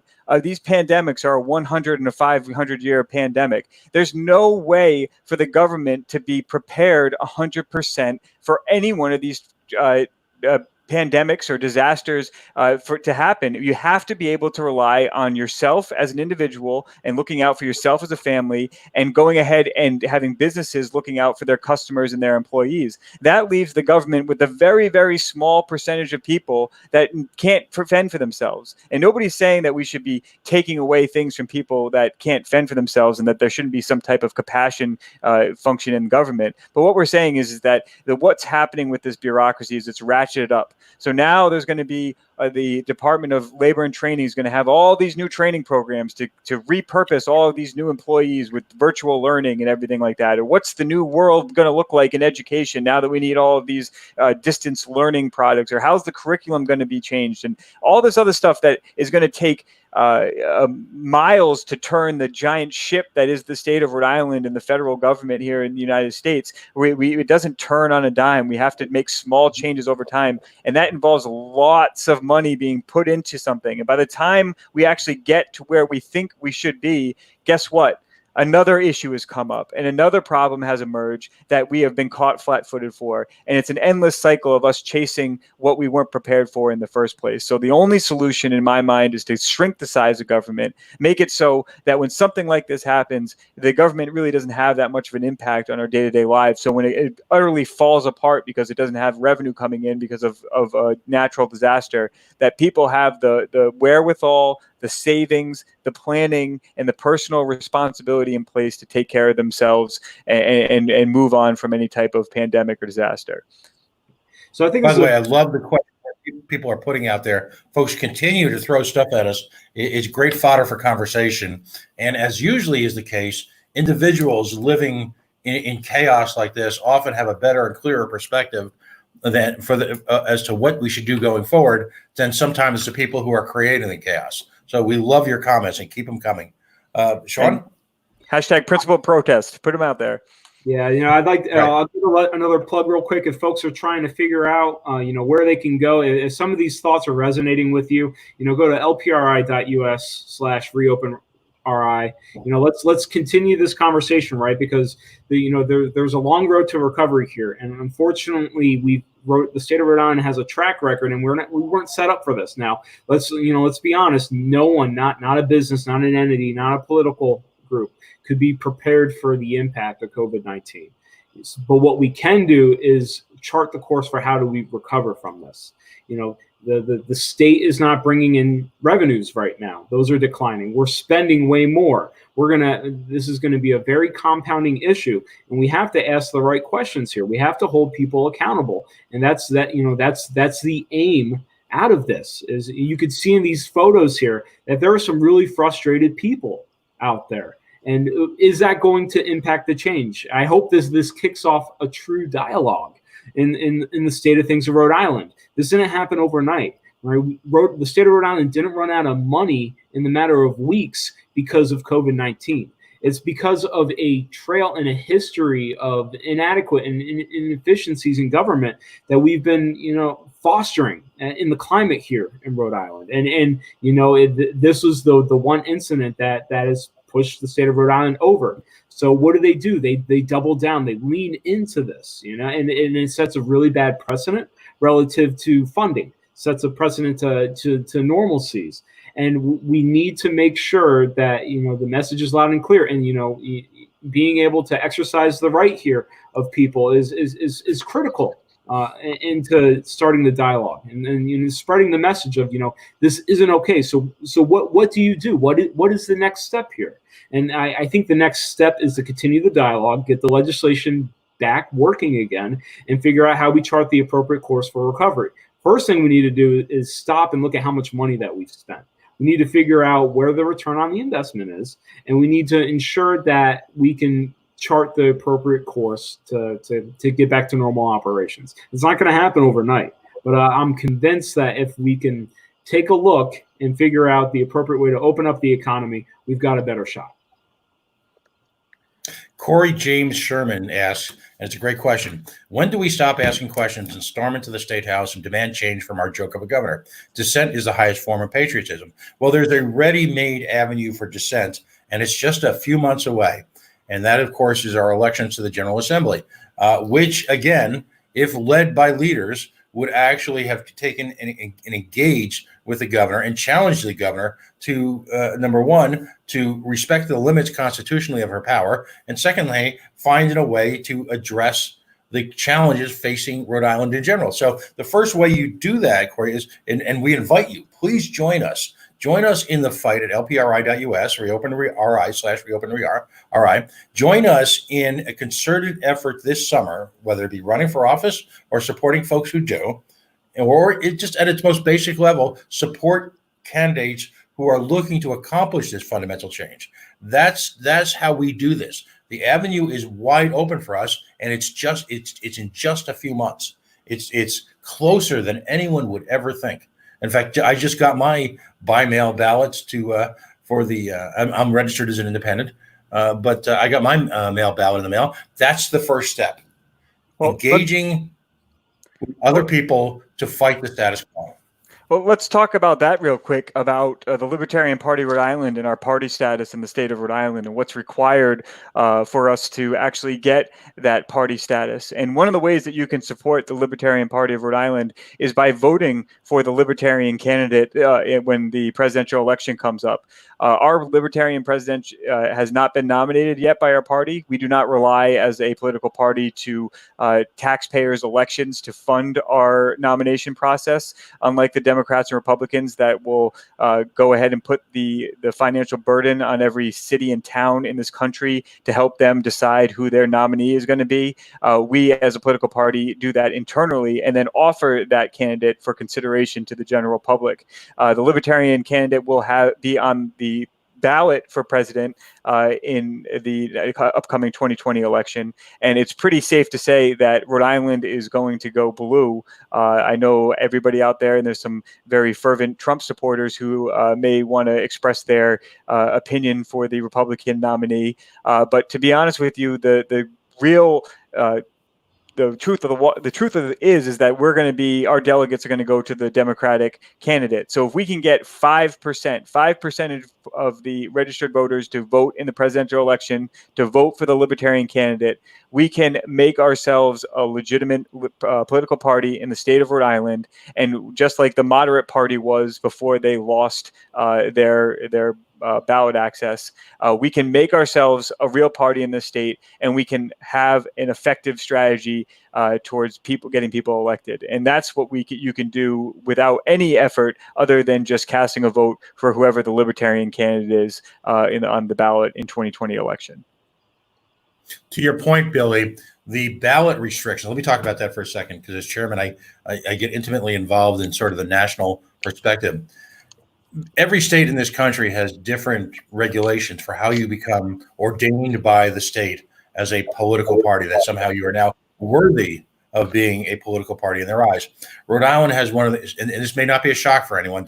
I'm hoping that no one's drinking any hot liquids right now, but Rhode Island has one amongst the 2 or 3 most restrictive rules in place, fighting political organizations from becoming quote unquote political parties. Our rate is 5%. In most, I think in over 45 states in the nation, based on our last presidential election, where the requirement is usually 3%, we would be a recognized political party in the state of Rhode Island. Now, what are the benefits of that? It's easier to gain access to ballots. Both nationally and locally, all sorts of money is spent on your party. Now, we would have an actual conversation about whether or not we want to take taxpayer money to run our organization. We would actually have that conversation. We wouldn't just simply take your taxpayer money to support what is ultimately a private political organization, like the Republicans and the Democrats take so for granted. The ballot that you just got in the mail, which is used to select a Democratic or Republican candidate, both private political organizations, is paid for by you, the taxpayer. All these extraneous services. I was at the most recent Board of Elections meeting in Rhode Island, and it was, and I posed the question, at what point in time do these private organizations, who quite frankly change the rules at their whim? If you're a Bernie Sanders supporter, you know all about that. All right, they've decided that they run their own fiefdom. Okay, that's their choice. Libertarians, we believe in individual choice. But at the same time, to hold hostage state and local governments, particularly in periods of challenge like this, for in some cases hundreds of thousands or millions of dollars in taxpayer money to run their elections, balderdash. That's absolute nonsense. But when it comes to the political process, being ordained a political party does give you all sorts of logistical advantages in terms of petitioning. Which brings up the last question. We're going to be asking the state of Rhode Island to suspend for all political parties, based on the safety issues that they have themselves are enforcing right now, to suspend petitioning for candidacies. Because simply, when it comes to grassroots political movements like ourselves, folks who are not given the resources accorded by the state to the 2 preordained parties, we call them the duopoly, it is a real challenge to go out there in a period of time when we are practicing responsible social distancing. Look at our efforts this afternoon to go out and get those petitions signed. And somehow I think the established political groups aren't going to have as much trouble. So we're going to be asking the government to suspend those rules so that we, as citizens of the state of Rhode Island, are not disenfranchised by a government, and we are allowed to offer our choices for elective office. And we hope you'll support us in that, because it's the government telling us that we can't go out and engage in the type of political contact that we normally would enjoy. So we need to seek rest, and we need other options. So again, we hope when we bring this up in the coming days, and it will be in the coming days, that you'll support us in that initiative. But again, all of this can be found, information about all of these efforts, candidacies, if your willingness to become join us as an organization, or simply just sign up so that you can be on a mailing list. All of that could be found at LPRI.us. In this case, for what we're discussing today, /RestoreRI, or any one of a number of issues that are in our wheelhouse that we discuss routinely. So again, join us at lpri.us so we can give you the information so that you can make your own decision how you want to seek redress for this and also how you want to move the state forward. It's all about your choice as an individual. So I just want to take a quick moment to thank our Vice Chairman, Mike Rinaldi, who just joined us in on the conversation. And he's been the one behind the scenes pulling in all of the great feeds and helping us with all of the technical and uploading our questions and everything. So he's done an invaluable job. But I know he has his own. He's not just a technical person. He has his own opinions and his own point of view. So welcome to the discussion, Mike. What is your take on all of this? Thanks, Bill. Can you hear me okay? Yes. Yeah. Okay, great. So a couple things, and I wanted to chime in here when we were talking about our party status and the ballot access and all that is something that's near and dear to my heart. And as many of the guys here and people in the party have heard me beat the drum, if you will, on my mantra is what is the purpose of a political party? It's to get our people elected. So it's important that we become a quote unquote legit party within the state. Now we are a legit organization. We are a political action committee as we are formed within Rhode Island, which allows us to take in donations and membership and use that to help support our candidates as they fight the battle to get elected. But something that we are restricted from is because we're just a PAC, that does restrict us in that support.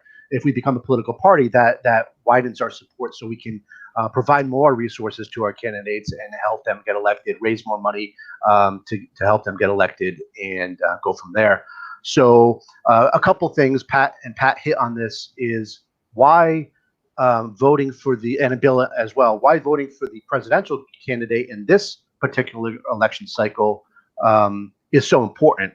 As we know, the Democrats will win in Rhode Island, and because of the Electoral College, that Rhode Island's vote is going to go to the Democrat. It's just a statistical, mathematical fact, right? That's what's going to happen. Trump is not going to win the state of Rhode Island, so therefore, nobody that votes for Trump in the state of Rhode Island, their ballot doesn't count towards getting him elected. People don't understand that, right? So.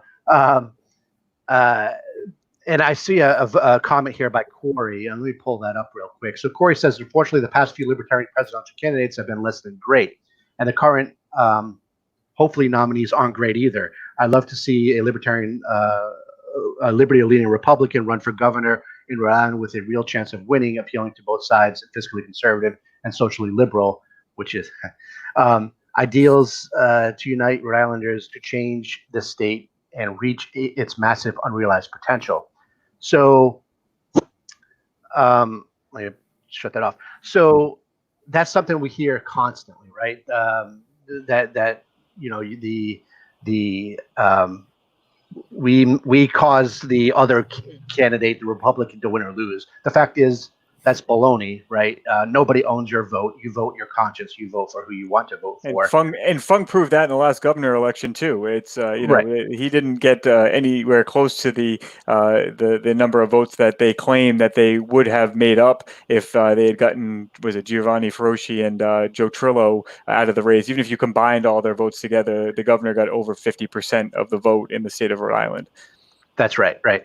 So at least in this presidential cycle, your vote, as going back to what I said before, the Democrat is going to win Rhode Island. Your vote actually counts for something. Your vote counts towards that 5% to get the LPRI party status, right? So whether or not, I have no illusion that the Libertarian is going to win Rhode Island, but your vote actually goes towards something. It means something.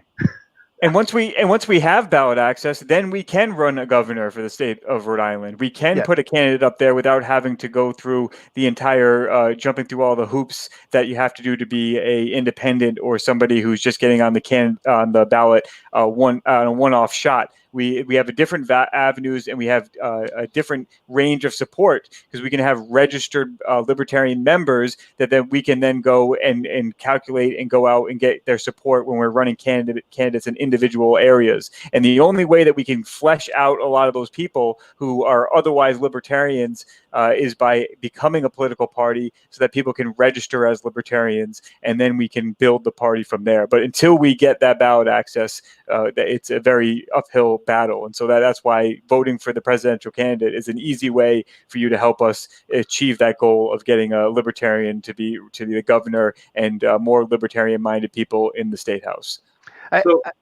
So if you're frustrated right now, and we can see with the people at the protests, the people in the if I could jump in for a second. Oh. Okay, if you're feeling like you need a home, if you're as frustrated about the current status of things that you are, like we are, go to lpri.us/reopenri. You take a look at the website, look at what the next step would be. Right, when you have such a machine here in Rhode Island, it's hard to influence that change. We can influence that at the state level. Well, we know that there's a lot of inactivity right now because the legislation is not in session. They had the ability to elect other options. They had the ability to get back into session. We need to get back to work. And the best way that we can do this is to make sure that this type of stuff doesn't happen again, to make sure that we have the ability to express and having the appropriate way to be able to defend your individual rights, to be able to promote these types of things, these types of frustrations. You're not alone in them. So I highly encourage you, lpri.us, take a look at the platform, continue the conversation, join the conversation, and let's try to find the best way, from this approach. It's not working right now. Let's come up with good solutions to reopen Rhode Island. Pat, I had two more things I wanted to say, but if you want, if I could just jump in for a second. Yeah. Just we've got an astonishing range of presidential candidates running this time. They're all focused on individual rights, self-ownership. They're all focused on issues that are surprisingly, for some people, very mainstream. Individual liberties, getting the state and the government out of your lives in so many different ways that if you're curious, at our meetup, those are the kind of conversations we'll have. We'll break off and talk about the different candidates who are running. It's a very open process. If you're a candidate for the presidency of the United States in the Libertarian Party, you get no committed delegates per se. You can have folks sympathetic to you elected, but we have an open process. You go to a convention where both the president and the vice president are both submitted separately. There is, again, there are no super delegates. You cannot enter the convention with committed delegates. It's a process that breeds conversation, debate, clarity on every single issue affecting Americans. Our platform at our national convention, which is held every 2 years, is possibly one of the most interesting, exciting exercises in government that you can imagine, because every part of it is open to debate by the members, by the grassroots of the organization. So people talk in government about being open, distributing openness in their approach to these issues. There is no one who can hold a candle to that at any level, at any part of our provinces, our bylaws, every part of our party governance, like the Libertarian Party. And we'd invite you to watch it. We'd invite you to share with us your thoughts about it.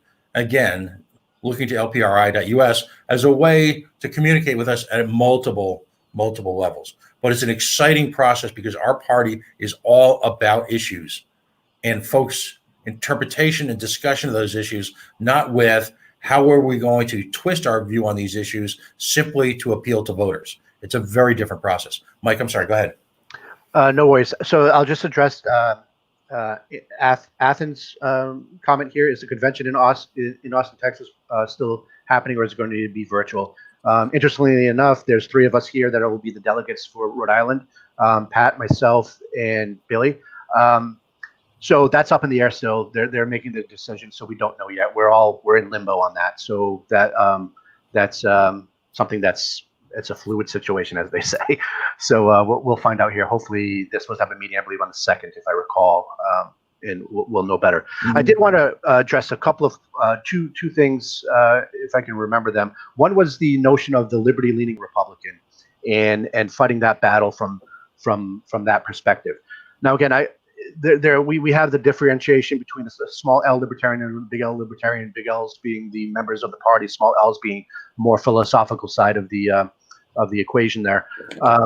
I used to believe in that. I was a huge Ron Paul supporter. Ron Paul is what brought me from being a neocon into the libertarian philosophy. I saw what he was doing. I supported his efforts, being anti-war, and the Fed, all that stuff that happened during the Ron Paul movement. But what I took away from the Ron Paul movement was the Republicans will not allow a libertarian to come into power. If you the Democrats won't like Bernie coming to power, exactly the same precisely, way. Right? And I was Bill brought that up, and I was going to move on to this other side of the spectrum. It happens on both sides. That's why I became a member of the Libertarian Party. They changed the rules midstream to not allow it to happen. So even though the reality of him becoming the presidential nominee was remote, they still changed the rules to prevent it from happening. They will not let it happen. So that's why I support and I've moved to the Libertarian Party. For one, I am a libertarian and I support the principles. I'm not socially liberal and fiscally conservative. I don't believe in that spectrum. I am a libertarian, right?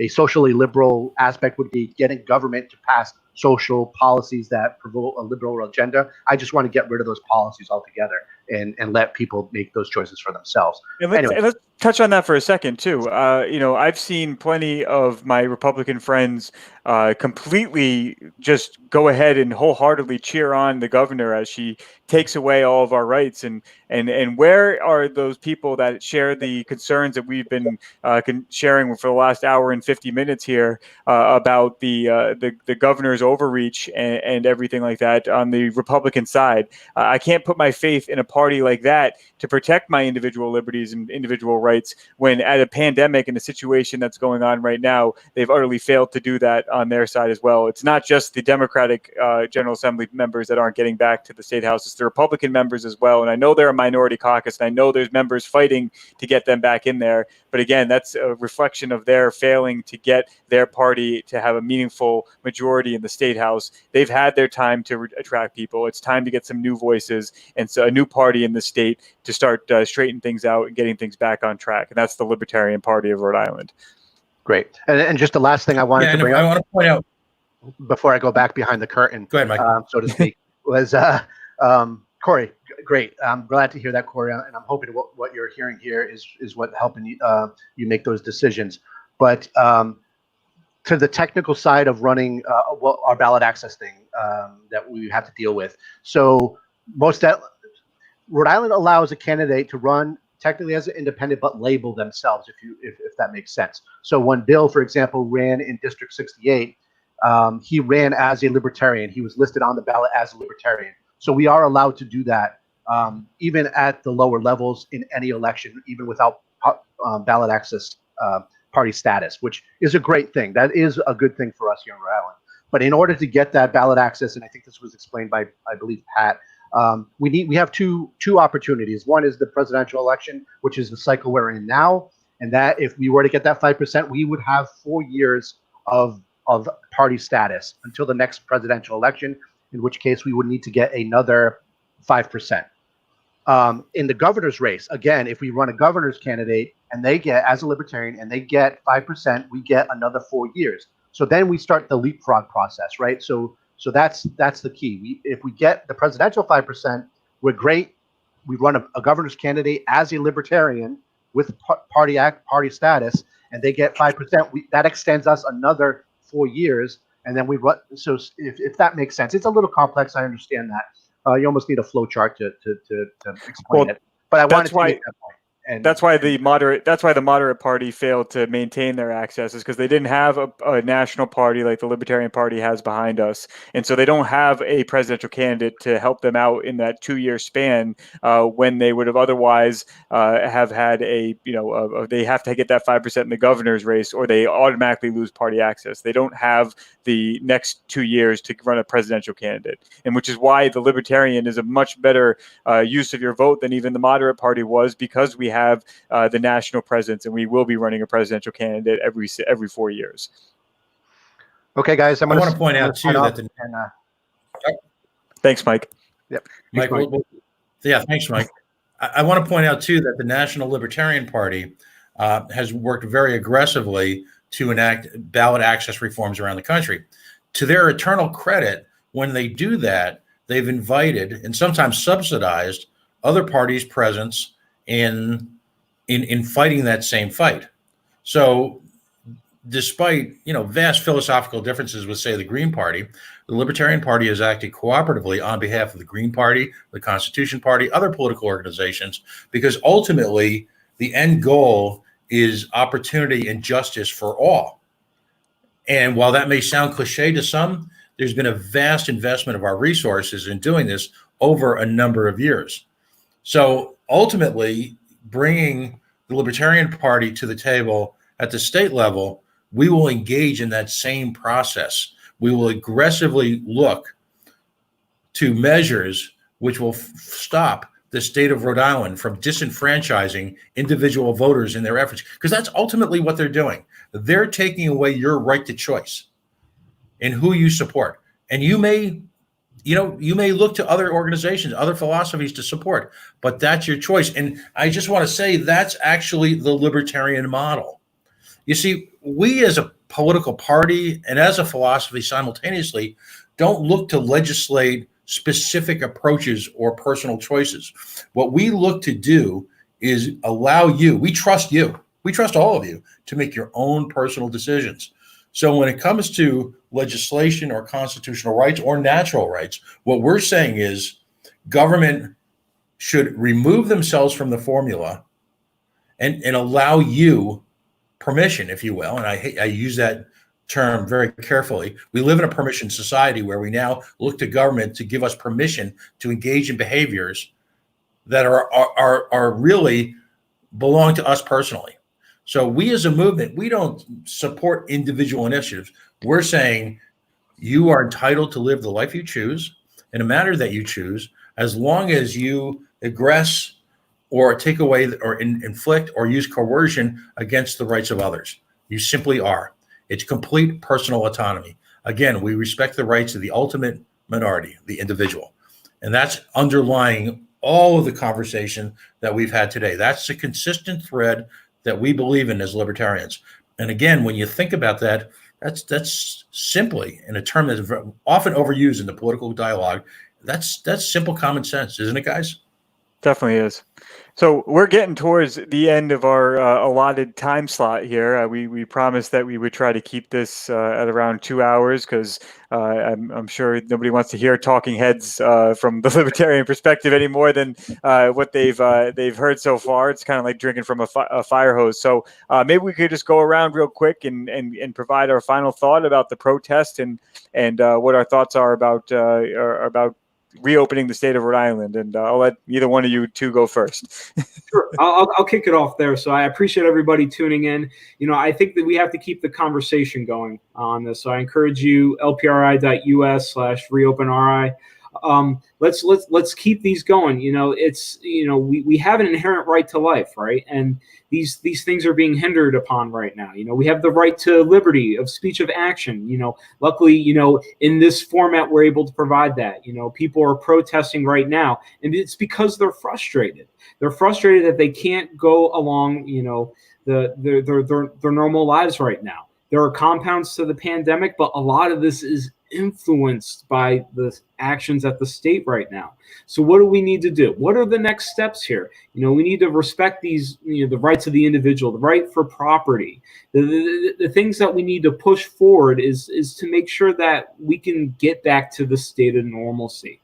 And that's one of the problems that we have right now. We have this feeling, that we hold all individuals to have the right to exercise these things over their own lives, and to make sure that they do not, especially the government and individuals, not to interfere with those same equal rights of others in that type of thing. And unfortunately, it's a balancing act that the state is tipping in their favor right now.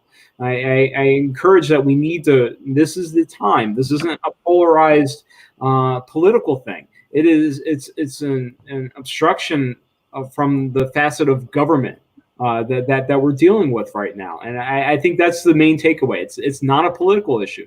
It's an issue in our community at the local level. We're all being impacted by this, and we need to get back to a state of normalcy.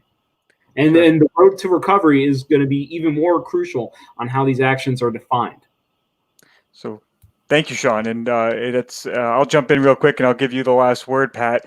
My main focus that I like to stress when I talk to people about my feelings about the whole thing is obviously you got to give people the benefit of the doubt. I don't think anybody protesting out there right now, any of us in this conversation, or anybody in the United States actually wants more people to die and hurt and suffer. And that's the conversation we're trying to have, is that where are we going to draw the line and go ahead and say the amount of people we're saving from suffering from the virus is now negatively impacting and causing suffering from people from the economy shutting down. And that's all we're trying to have, is to have this open dialogue. And like I said before, in the vacuum of our General Assembly being in session and representing our interest with the state of Rhode Island, us as the people of the state have no choice but to go out and protest, have no choice but to sit into virtual roundtables like this and voice our opposition. And it's time for us to sit here and hold our elected officials accountable. If they aren't around right now in this pandemic when we need them the most, if they're sitting on the sidelines because they're afraid, because they don't represent the average everyday Rhode Islander enough to go out and be able to risk their lives just like the essential workers are, to go ahead and fight for our liberties and our freedoms and at least provide that oversight at the State House, then they don't deserve to be our elected officials. They need to step down and they need to go ahead and not run again in the next election, because we don't need leaders when times are good. We need leaders when times are bad. And that's what we're trying to show here as the Libertarian Party of Rhode Island, that we are the voice of reason. We are the voice of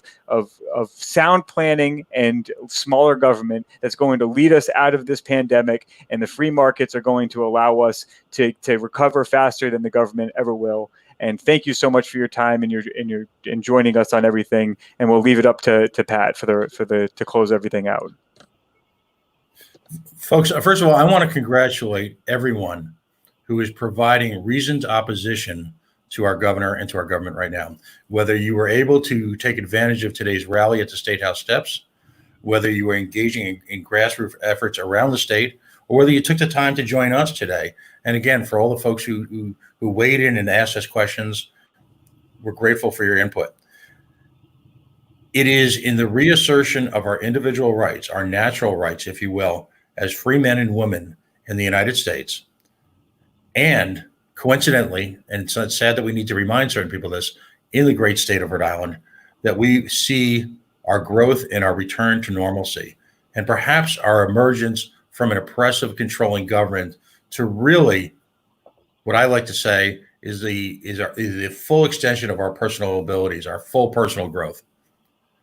These are troubled times. We will work through them as Rhode Islanders. The talent, the skills, the abilities of Rhode Islanders to thrive despite ongoing difficult circumstances is astonishing.